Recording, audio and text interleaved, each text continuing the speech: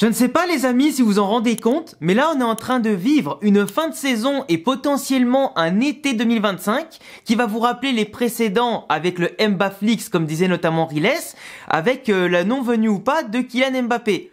Là cet été, à mon avis, on est parti pour vivre un Ancelotti-flix. Mais genre vraiment, parce que là actuellement, vous le savez, le Brésil est dans une situation calamiteuse. Rafinha a parlé dans les médias, ils se sont fait allumer par l'Argentine. Humiliation totale, lui, il s'est pris des gros doigts de la part des Argentins évidemment, et forcément le Brésil aujourd'hui, en plus avec un Vinicius Junior qui a dit dans les médias qu'il fallait absolument changer des choses car il n'a pas envie de revivre une déculottée en 2026 comme ils ont vécu en Copa et la Coupe du Monde d'avant. Et donc forcément, le Brésil, qu'est-ce qu'ils ont fait ? Eh ben la même chose qu'avant de prendre le sélectionneur actuel qui risque d'être viré dans pas longtemps, c'est prendre le téléphone et appeler l'agent de Carlo Ancelotti. Parce qu'on sait tous qu'après le Real Madrid, Ancelotti ne reprendra jamais de club. Soit il prendra sa retraite, soit il ira en sélection. Et moi, vous connaissez mon avis. Ancelotti, pour moi, c'est un entraîneur qui est parfait pour tout ce qui est Coupe nationale, pour tout ce qui est Coupe d'Europe, et éventuellement encore plus pour ce qui est de sélection.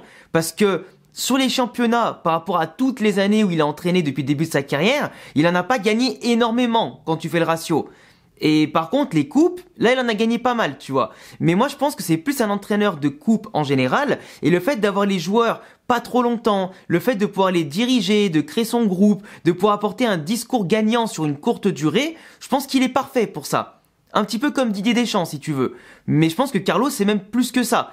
Mais aujourd'hui, forcément, par rapport aux news de Carlo Ancelotti qui s'en va, qui reste, c'est très difficile à dire. Là, actuellement, de tout ce que j'ai compris dans la presse espagnole, presse anglophone, etc., Carlo Ancelotti, quoi qu'il arrive, je dis bien quoi qu'il arrive, il restera au Real Madrid jusqu'au Mondial des clubs. Donc jusqu'à la fin de cette compétition-là, soit qu'on la gagne, soit qu'on se fasse sortir.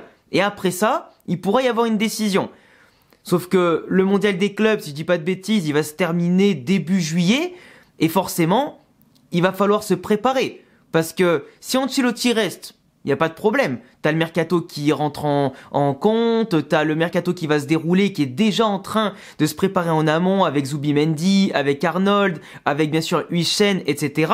À voir après les retours ou non de Nico Paz, de Miguel Gutiérrez, voir quel joueur va rester ou pas, parce qu'après il y a la Coupe du Monde 2026, l'année d'après, donc forcément les joueurs qui jouent pas, ils vont peut-être se dire, vaut mieux que je prenne une équipe pendant un an, ou alors peut-être que je parte tout simplement du Real pour assurer ma place pour le mondial, donc ça changera aussi pas mal de choses, quel coach il y aura et le mondial l'année d'après, mais il faut aussi prendre en compte que si Alonso vient après le mondial des clubs, eh ben il faut espérer que le Real Madrid ait déjà pris ses dispositions, que Alonso, même si je pense que c'est déjà fait, a déjà dû donner les renforts dont il avait besoin, la liste entre guillemets des joueurs qu'il veut pour l'année prochaine, en comptant ceux qui doivent partir, ceux qui doivent rester, ceux qui doivent venir, et parce que tu peux pas commencer à vraiment préparer une équipe à partir de mi-juillet. Sachant que les joueurs doivent partir un peu en vacances, que t'en as qui vont rester s'entraîner, qui prennent pas de vacances, que la préparation va commencer fin juillet,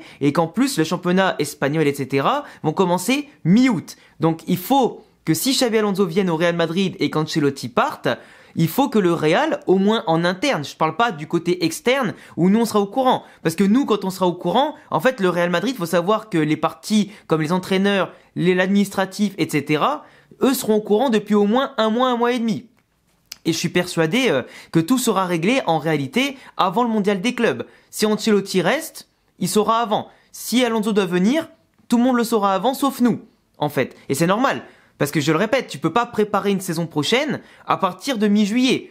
Même si t'as les joueurs que tu veux, etc., ça c'est un coup quand même à foirer un peu ta prépa. Il faut que ce soit tout cadré, il faut que ce soit tout organisé, il faut que ce soit tout fluidifié et régulé pour arriver l'année prochaine dans les meilleures conditions possibles. En termes de jeu, en termes de récupération, en termes simplement de conditions physiques, etc.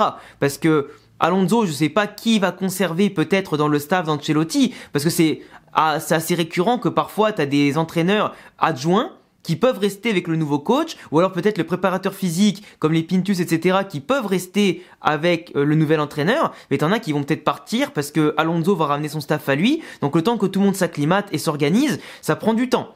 Ça prend du temps. Mais aujourd'hui, dans ce Ancelotti Flix, ce Xabi Flix, ce que tu veux, j'ai l'impression quand même que toutes les étoiles s'alignent. Honnêtement.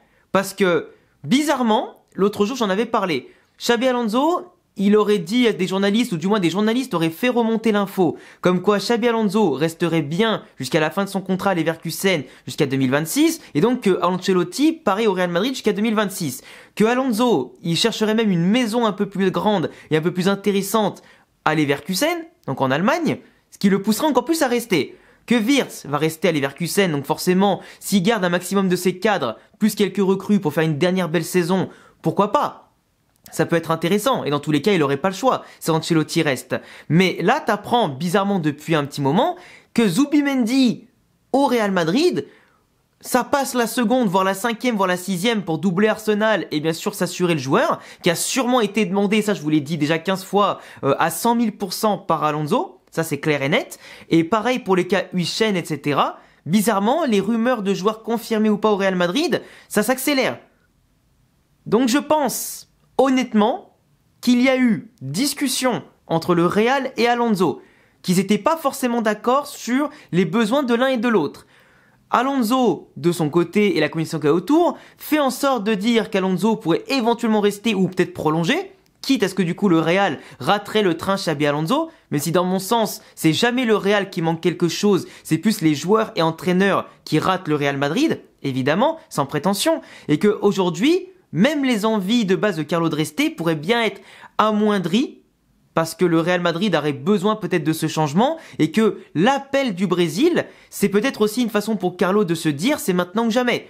Parce que peut-être que Carlo, après toutes ces années et après une saison qui peut potentiellement être naze comme potentiellement magnifique, parce qu'on est toujours en position pour le triplé, Liga, Copa, Ligue des Champions. Donc tu peux autant partir par la grande porte que partir par la plus petite des portes, ou avec un minima de choses gagnées, histoire de sauver l'honneur. Mais honnêtement, je pense que Carlo, en termes de jeu, de discours, par rapport aux besoins de l'effectif, un groupe jeune, un entraîneur jeune avec de nouvelles idées, certains joueurs clés qui pourraient partir si Carlo est maintenu, avec en plus le mercato qui va être fait de part et d'autre, moi je pense que autant les joueurs qui sont là que ceux qui vont venir ont besoin d'un discours clair comme quoi on les réclame avec l'entraîneur qui est adéquat et qui en a besoin, et que si un entraîneur doit venir, on doit lui fournir ce dont il a besoin. Car faire venir Alonso, si on lui donne pas les moyens de son jeu, ça sert à rien, ça va juste le saboter. Et après, les gens vont dire qu'Alonso va flopper s'il a pas ce qu'il a demandé. Et c'est normal. Donc si il y a des joueurs qui doivent venir, qui sont Xabi Alonso compatibles, comme Arnold, Zubimendi, Miguel Gutiérrez, Huijsen, etc., Nico Paz, eh ben, ça veut dire que Xabi Alonso va venir. Et moi, ces rumeurs-là, qui sortent de tous les côtés, elles ne sortent pas de nulle part. Elles ne sortent pas de nulle part.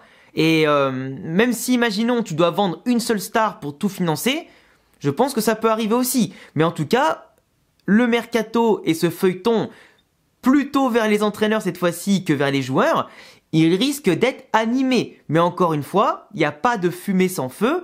Et je le répète, le Brésil qui vend Ancelotti, c'est pas nouveau. La situation du Brésil pousse à l'urgence, c'est pas nouveau. Ancelotti qui pourrait partir en 2025 au lieu de 2026, c'est pas nouveau. Parce que s'il part en 2026, après la Coupe du Monde, le problème, c'est qu'après, il faudrait encore qu'il entraîne pendant 2-3 ans, histoire d'avoir une autre Coupe du Monde et éventuellement une autre Copa América, etc. Enfin, t'as compris l'idée du cycle. Donc 3-4 ans. Donc c'est quand même compliqué, tu vois, de tenir jusqu'à 2030 pour lui à la tête d'une sélection qui doit découvrir de A à Z, vu qu'en plus c'est pas celle de son pays, etc. Donc c'est compliqué. Il y a aussi le fait que voilà, Xabi Alonso dans tous les cas, tu peux pas le faire attendre plus que 2026, mais là les besoins actuels de l'effectif, l'évolution à court moyen long terme a besoin de ça et d'un nouveau discours. Et puis voilà, après c'est sûr que si Alonso voit Carlo Ancelotti prendre la Ligue des Champions, le triplé ou même juste Copa del Rey, Ligue des Champions, etc. Bah si Ancelotti veut rester, bah qu'il reste. Mais ce que je veux dire, c'est que là aujourd'hui tous les signaux sont ouverts. Des rumeurs au discours, au machin, et je suis persuadé qu'il y a de la communication plus que développée, que ce soit entre le Real et Alonso, entre Ancelotti et le Brésil, et honnêtement, toutes ces infos ne sortent pas de nulle part, et encore plus des fois de la bouche de certains journalistes ou médias qui sont extrêmement sûrs d'eux. Enfin bref, en tout cas je pense qu'on n'est pas au bout de nos surprises, qu'il va se passer plein de choses. Moi, je vous l'ai dit, Alonso, c'est ma priorité. Si Ancelotti reste, c'est parce qu'il l'a mérité, donc j'aurai rien à dire. Même si j'aime pas trop le Ancelotti Ball, tant qu'il nous ramène des trophées, je peux juste fermer ma bouche. Et applaudir en fait, c'est tout. Après s'il fait saison blanche, dans tous les cas il sera pas gardé, ça c'est clair et net. Mais on verra bien, tout dépendra des prochains mois, la Copa, la Liga, la Ligue des Champions. Et puis voilà, en tout cas, dites-moi ce que vous pensez en commentaire, non pas de ce Mbaflix comme disait Riles, mais de ce Xabi-Flix ou ce Ancelotti-Flix. Et puis de toute façon je pense qu'on va avoir beaucoup de choses à dire dans ces prochains mois avec les matchs, etc. Donc n'hésitez pas à me dire ça en commentaire, abonnez-vous, cochez la cloche. Et puis je vous dis à très vite pour de prochaines vidéos. Ciao les frérots.